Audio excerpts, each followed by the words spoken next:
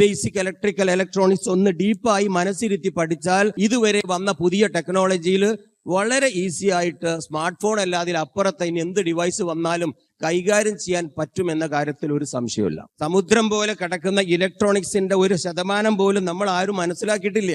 ഇതിന്റെ spare പാർട്സിന്റെ cost 10,000. എവിടെന്നാ 90,000 നമ്മൾ ആർക്ക് കൊടുത്തു? അതാണ് ഈ ഒരു മേഖലയുടെ ഏറ്റവും വലിയ സാധ്യത. ഇത്രയും ലാഭമുള്ള ഒരു ബിസിനസ് മറ്റ് ഏത് ബിസിനസ്സാണ് ഉള്ളത്?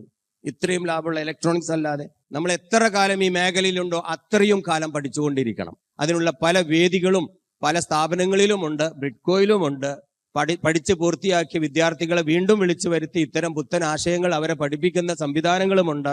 തുടർന്ന് പഠിച്ചുകൊണ്ടിരിക്കുക, എങ്കിൽ മാത്രമേ ഈ മേഖലയിൽ നമുക്ക് നിലനിൽക്കാൻ പറ്റൂ.